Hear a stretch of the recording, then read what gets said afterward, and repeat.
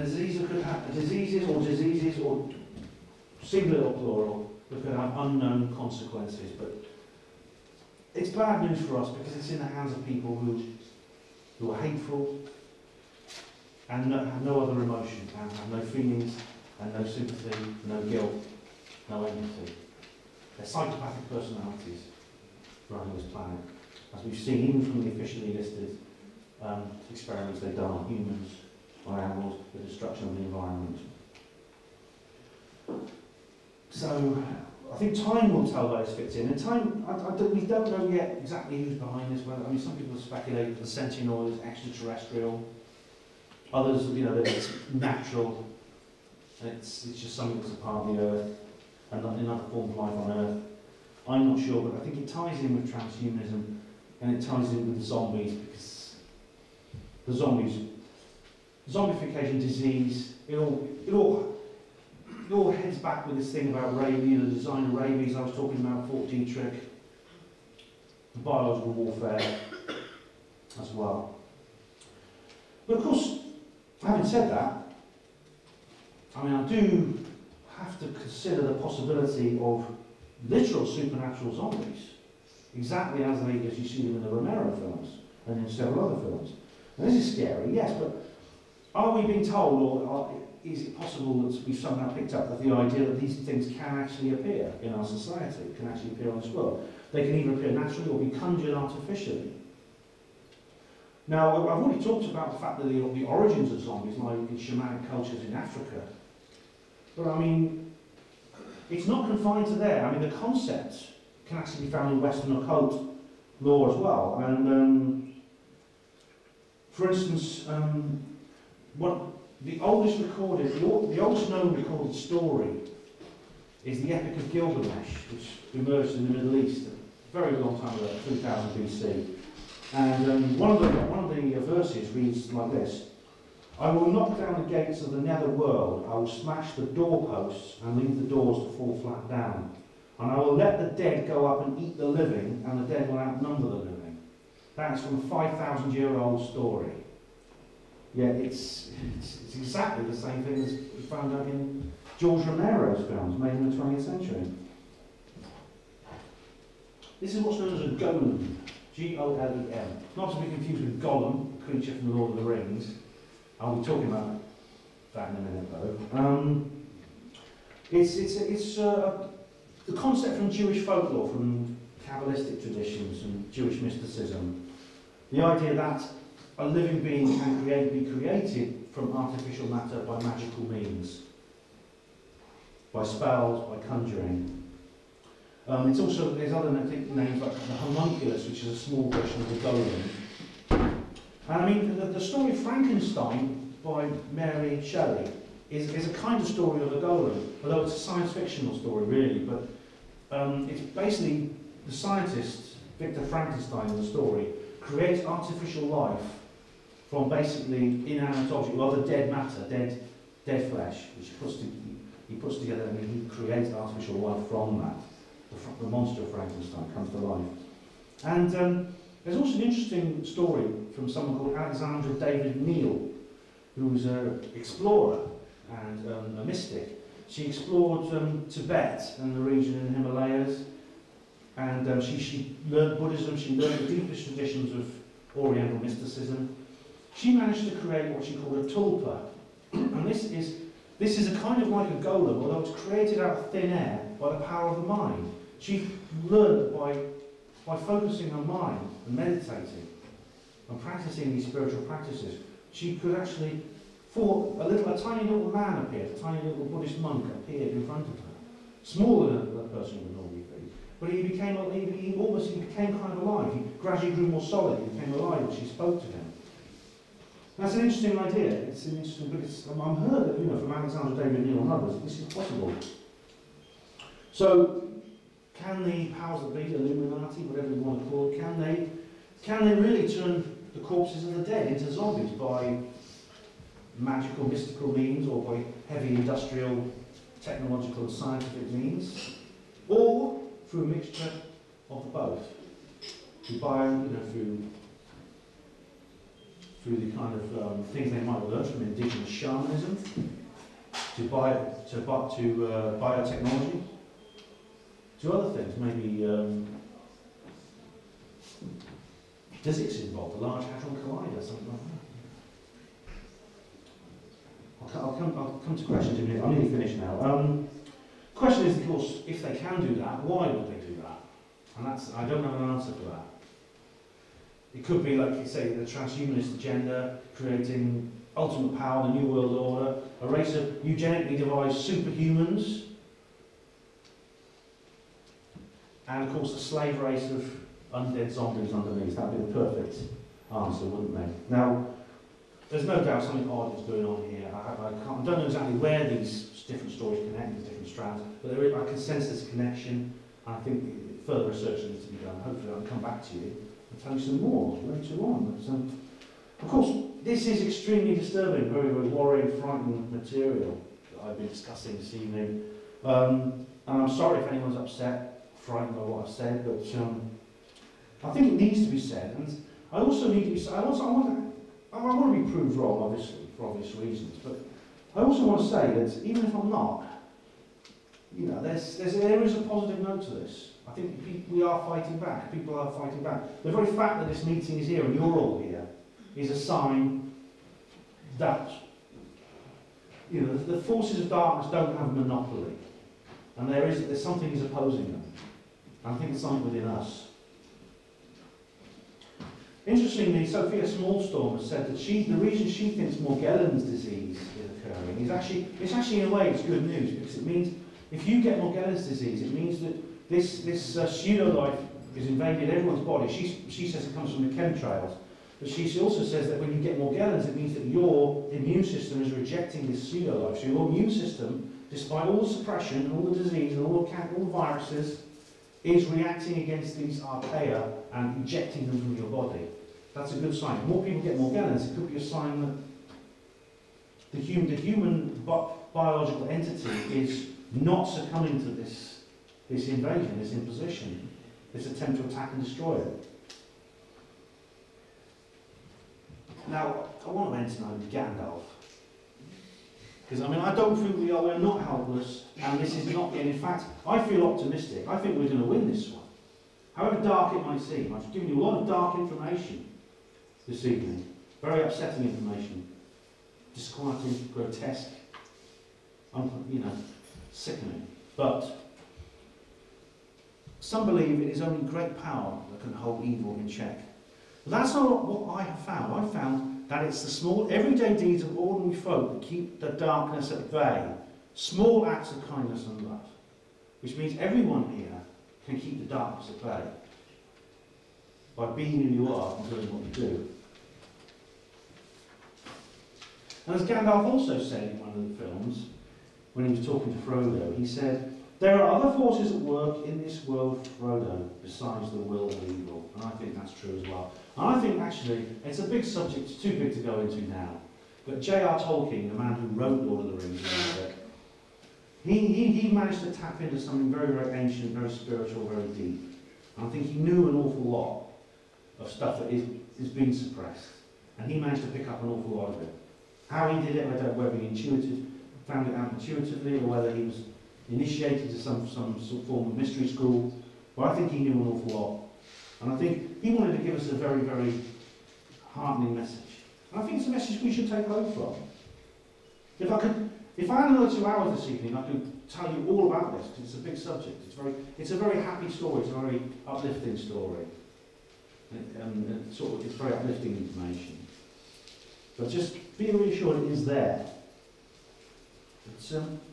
That's all I have to say, but as they say in Crime Watch, don't have nightmares. Thank you very much.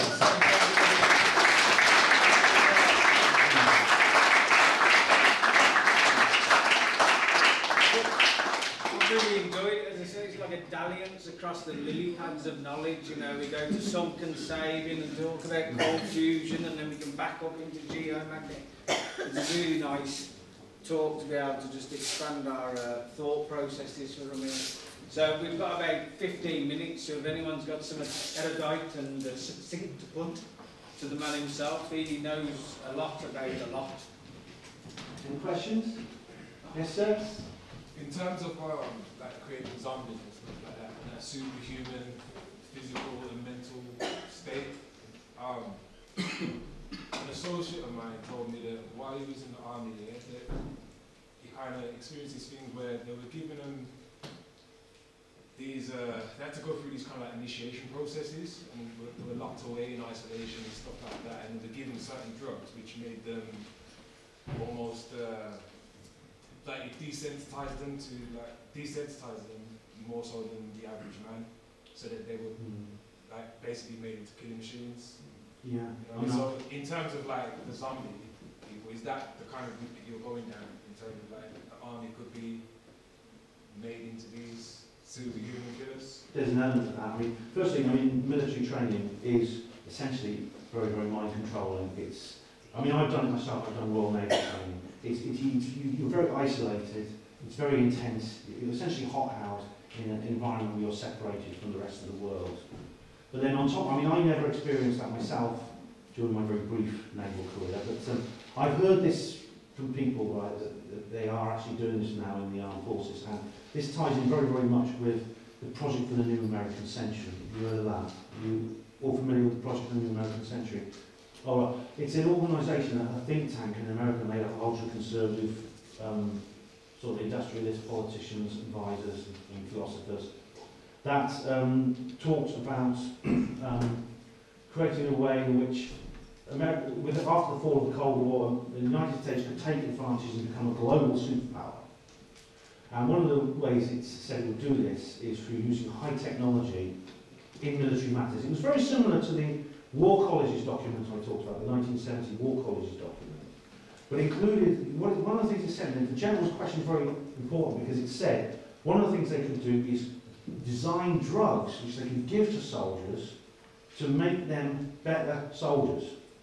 In other words, more aggressive, with more stamina, can run faster, go for longer without sleep, without food and water, quicker reactions.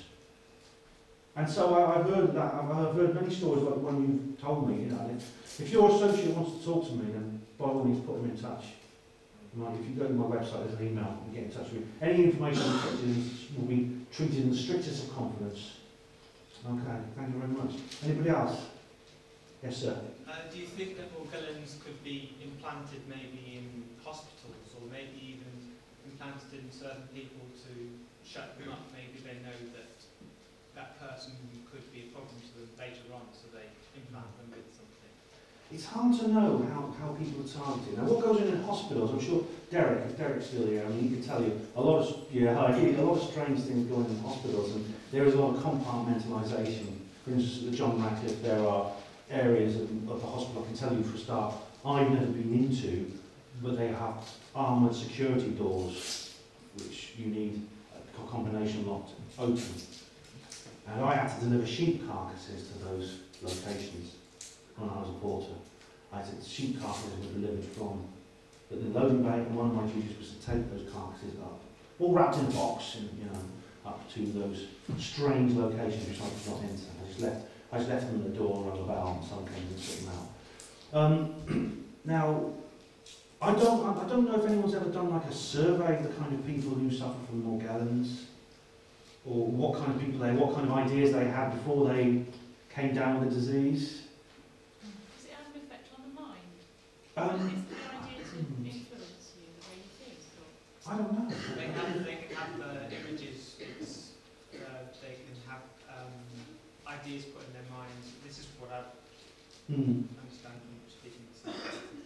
Yeah, I can't tell you for certain, but I mean that's an interesting angle you've raised about whether there's a connection. And as for hospitals, I mean whether hospitals are involved.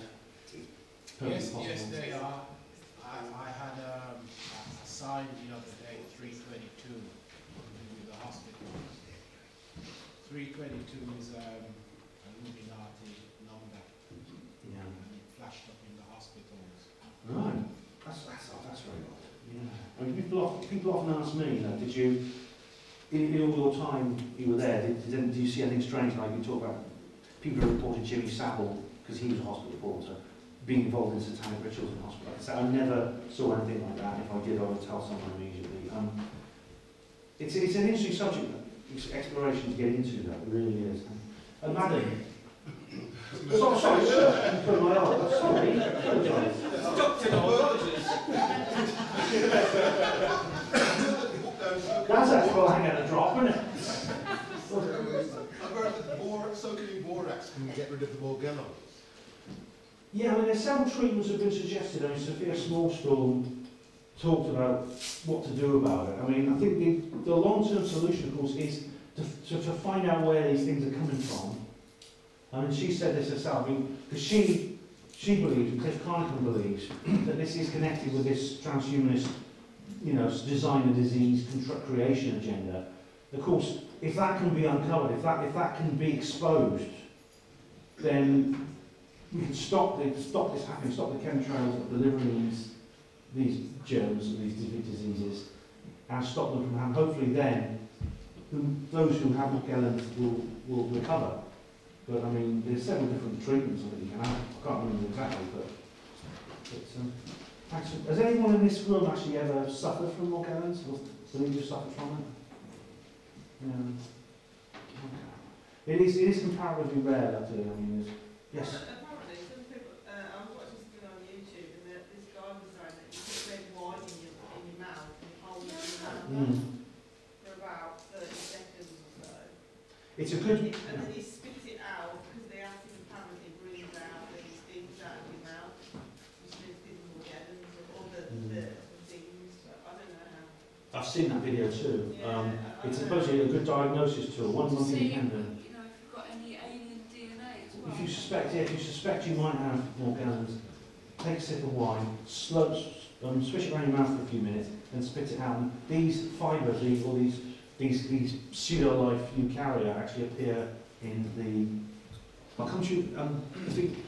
You've already. Can I go to the lady at the back first? Hello. Just this Morgellons related to this. I was reading about this new discipline of science that's called parasitology, and it's the study of parasites within the human organism that affects the way you behave, presumably how you think. And I just thought they looked like some kind of parasitic, and I just wondered if I've never heard of that before, that science. I don't know whether anybody else has. I'm not. I mean, parasites. I mean, Biology and one of the new sciences that is actually resistant, and it's a study for people about parasites that can exist within us that affect the way we behave. well, of course, it's no mystery that there are parasites that can live inside us, like tapeworms and things like that. After watching how country folk would inject a dormouse of this size with a chip and follow it wherever it was doing, I just thought, we'd be injected with parasites that would affect the way we, which kind of made me think about this when I'm seeing what we're showing coming out of these wounds. I mean, it's a bit odd.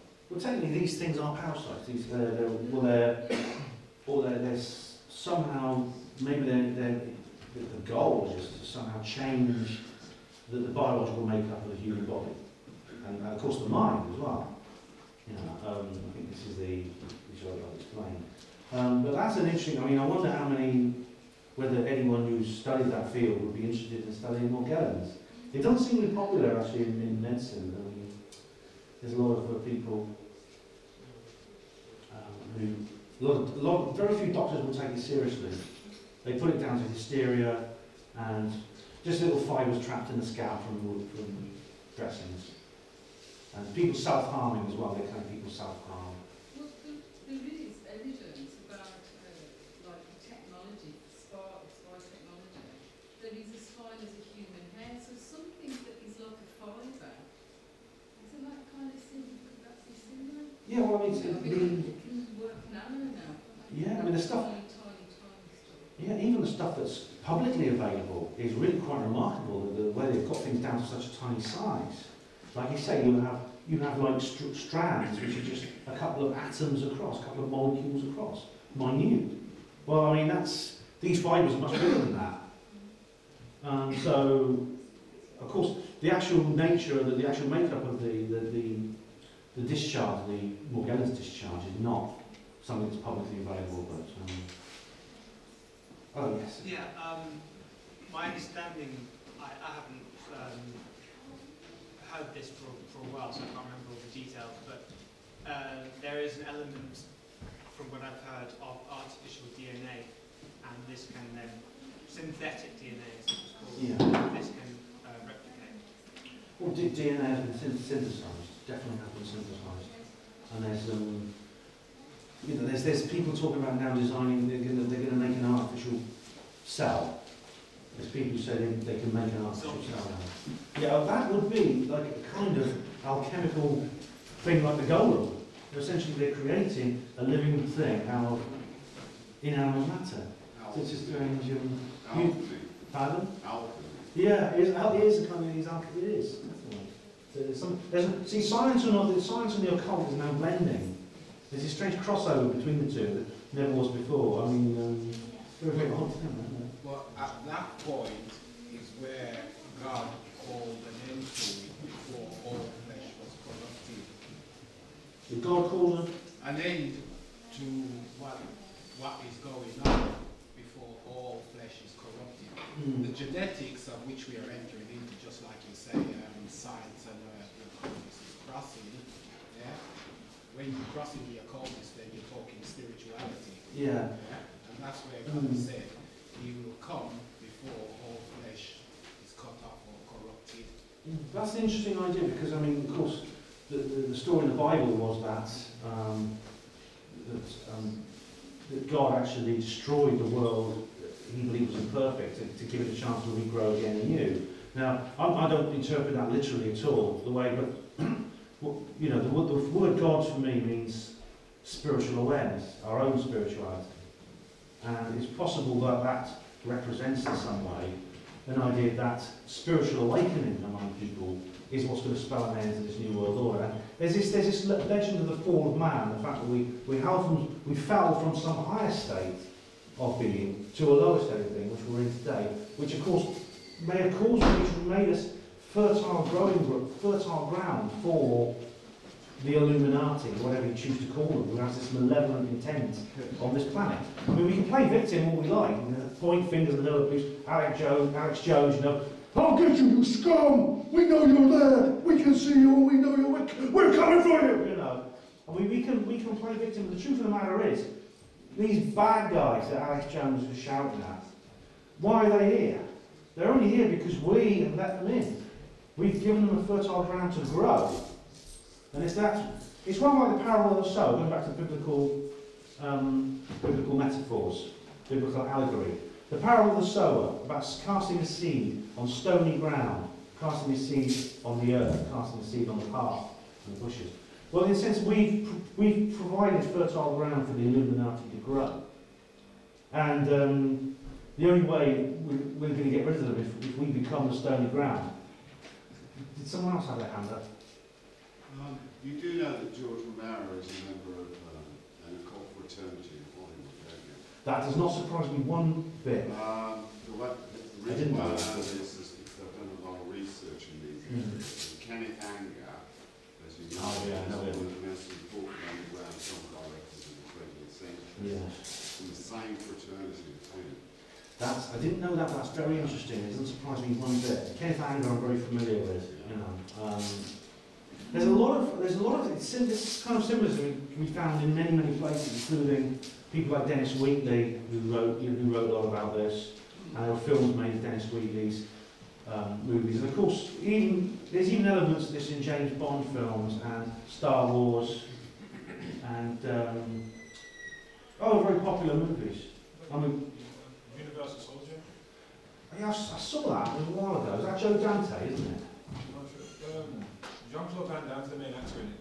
Yeah. There's two. There's Universal Soldier 1 and 2. Yeah. And they're basically, I'm not sure if it's genetically modified soldiers, but it is kind of futuristic, and they basically make the soldiers better, either by genetically modifying them or injecting them with this serum. But in that film, there was definitely dead soldiers. Yeah. Yeah. That's the same as Avatar. Yeah. Well, this is. He wheels himself in and he becomes an 8-foot Superman. Yeah. Able to defend He takes over his body, his genetically grown body. Yeah, of this alien creature. Yeah. And that's an interesting idea, and it's like, it ties in very, very much with the plot line in Resident Evil, which I think is one of the most... Resident Evil is the most interesting of the zombie movies of recent years because of the series of films, because it deals with this idea that, that there is this emotion, there's this move to create the ultimate warrior, or the ultimate human, an enhanced human, and that there's a byproduct or side effect which is degenerate humans, or semi-humans, or undead humans. So that's interesting. Thank you. Also, I don't know if anyone's seen this program on Monday night about bubbles. Yes. Yeah. Yeah. Well, I was thinking that might be a link between. You know, you're saying there's a delay time before a disease actually takes place. Well, they've managed to somehow attach like microparticles to bubbles and transfer them to certain parts of the body using magnets.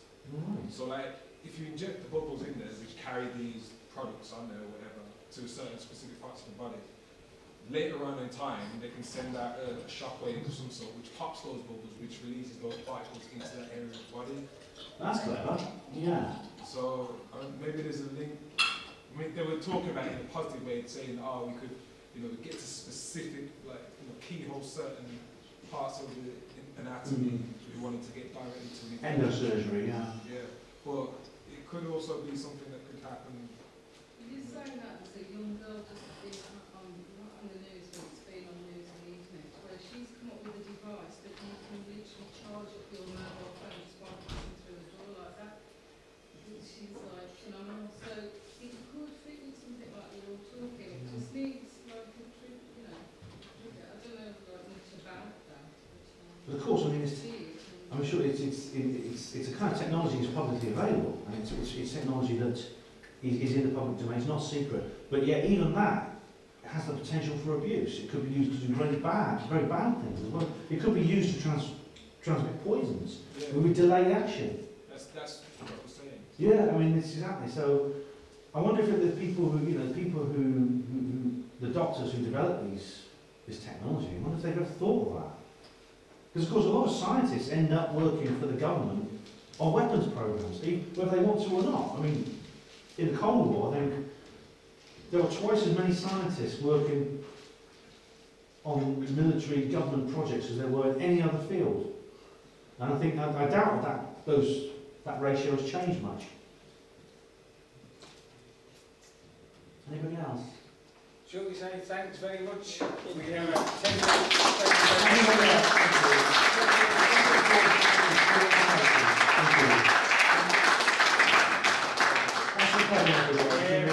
I really appreciate all of his coming. As I said, there's no Truthjuice for a couple of weeks, so you all get a rest, or you might deserve it. I want to say thanks very much to Ben for, as I said, stepping in at the last minute and giving a great talk. So, as I said, we've got 10 minutes, we can harass it for 10 more minutes. Thanks for being there as well. The guy that ate the other guy's face didn't take any drugs, but he was under a psychological study at the nearby military hospital. Was he? Yeah, they autopsied him. He didn't take any bath salts. I used them bath salts, and they're flipping lovely. And you don't eat anybody. They're really nice. But that's interesting. They wanted to play methadone. Thanks for organising this, mate. Thanks to Claire and everyone else. Thank you very much. Cheers, mate. I've got 10 minutes to party. On Sunday at 12 o'clock, I forgot to announce, we've got Santos Bernardo.